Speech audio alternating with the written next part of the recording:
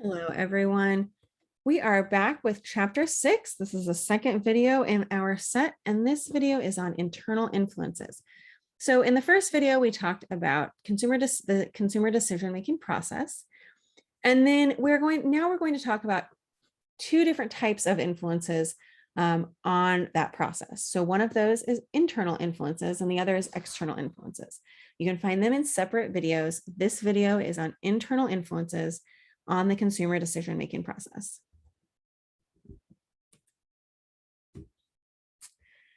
So we can summarize the internal influences on consumer decisions here. And you'll notice that a lot of these really match up with those psychological processes that were on that in that first video about the consumer decision-making process. So this is where we're going to actually get into those and what role they play. So our internal influences are perception, motivation, learning, attitudes, personality, age groups, and lifestyle. So let's get into each of these and talk briefly about them. So perception is the process by which we really pay attention to things. We select, organize, and interpret information. Okay. For perception to occur, there are three things that are necessary: exposure, attention, and interpretation. So we, as a marketer, we need to make sure, or we need to at least attempt to make sure, that our target consumers can potentially have all three of these factors. Okay. We need to make sure that they are exposed to our communication, whether that is an advertisement on TV or a billboard. They have to be exposed to it. Then we need them to pay attention to it. And that can be really challenging because there are a lot of marketing messages around us all the time. And so it can be a big challenge to get people to actually pay attention. And then the last thing is interpretation, that assignment of meaning. So here we need to make sure that whatever we're doing is something that would make sense to our target consumer. They have to be able to assign, not just assign meaning, but we want them to come to the conclusion that we're intending. We want that to mean the right thing to them and not be something where different consumers, even within our target market, would see the same stimuli, the same marketing and communication, and interpret it differently. So one of the ways that we try to get people's attention, try to increase that overall perception, is by using a variety of different stimuli. If you sort of think of it as your five senses, we can try to use each of those five senses sometimes together and sometimes separately to try to get people's attention. Like a bright giant orange on the Tropicana ad, like being able to smell Abercrombie and Fitch from a mile away, like handing out samples for people to actually taste at places like Sam's Club, utilizing something called using subliminal perception. There is a video that I am going to post about subliminal perception and subliminal advertising in this module that I really encourage you to watch. It's really interesting. And I'll just kind of let you take it how you will. Is subliminal advertising effective? Does subliminal messaging exist? Well, certainly the messaging does exist. Is it effective? The answer is that we don't know. The first time they tried to do this and actually study it, they did this drive-in movie theater, and they would flash so quickly that you didn't really consciously perceive it. Hungry, eat popcorn, and thirsty, drink Coca-Cola on the screen during the middle of the movie. And then they tried to measure if there were more popcorns purchased or more Coca-Cola purchased when they did that versus when they weren't doing that. That's the first time it was studied. The results honestly are inconclusive. And generally when it is studied, Some studies that you see say, yes, it works. And some studies that you see say, no, it doesn't. The general opinion is that it's probably not very effective, but you'll see in a second that lots of different companies still utilize it to some extent. Okay, so for example, Hyundai, their logo is actually, we think it's an H, but it's actually supposed to represent two people. Okay, two people shaking hands. Hello. And like cooperation, and that it's a friendly, cooperative brand. Okay. All right. So that's Hyundai. Oh, hold on. All right, there we go. Fix that. All right. So then we have Pirates of the Caribbean. So we see that the pirate's head is suspiciously reminiscent of the Disney Mickey Mouse head. Tostitos. This is one of my favorites. I think it's so cute. Tostitos is, you know, a trip company. They want you to enjoy trips with your friends, events. And so their logo actually incorporates two people sharing a trip, eating chips together with a bowl of salsa, which I think it's great because it is very subliminal, right? It is not something that I even noticed until I started looking into this subject. Now, once you see it, you can't unsee it. There are a lot of, if you Google subliminal advertising, there are a lot of examples that I just can't show you, but you can look it up for yourself. All kinds of things that people have come up with that, you know, say this is subliminal advertising. Sometimes I think it's unintentional. The company didn't really intend for it to be that way. Other times, absolutely, it's intentional. Wendys, this is a cute one. All right, so Wendys is trying to, originally at least, was trying to be sort of like home style, a family atmosphere. And if you look, let's see if I can do this again. In her dress here, little Wendy, it says the word mom. Okay. So kind of home style, family place. And then Amazon, I really like this one as well. So at this one, the idea is at Amazon, you can get everything from A to Z.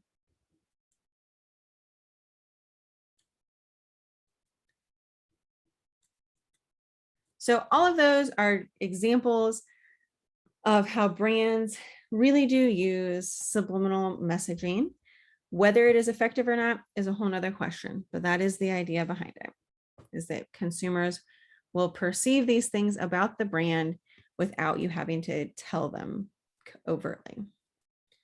The next one of their internal influences is motivation. So this is just that internal state driving us to do something. Okay. So motivation can lead us in a lot of different areas.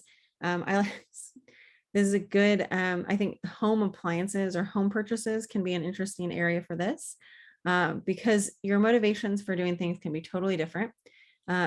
Sometimes consumers are purchasing these things for completely aesthetic reasons. Sometimes it's functional reasons, but a lot of times it's kind of that combination of both, right? So for example, my dishwasher broke like 2 weeks ago.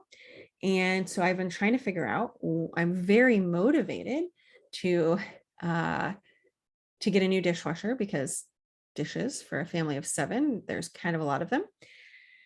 And so I want to look for something that is mostly functional, but I absolutely need something that is also aesthetically pleasing. I went to this scratch and I was really motivated. I wanted to get something like immediately. And so I went to this scratch and dent place, right? Something where there's supposed to be just minor damage that doesn't affect the actual mechanics of an appliance. and went to look. And what I realized is that these things were like really scratched and really dented. And I decided this: if it was a washer, dryer, or refrigerator, which are appliances that typically do not come with the house, that would be something you would, if I'm moving, I would take my refrigerator or my dishwasher, or my refrigerator, my washer and dryer with me. So for those, I don't really care if there's a big old dent in it, as long as it functions for me. But the dishwasher is something that stays with the house. And so I probably want that to be, as aesthetically pleasing as possible while still being functional.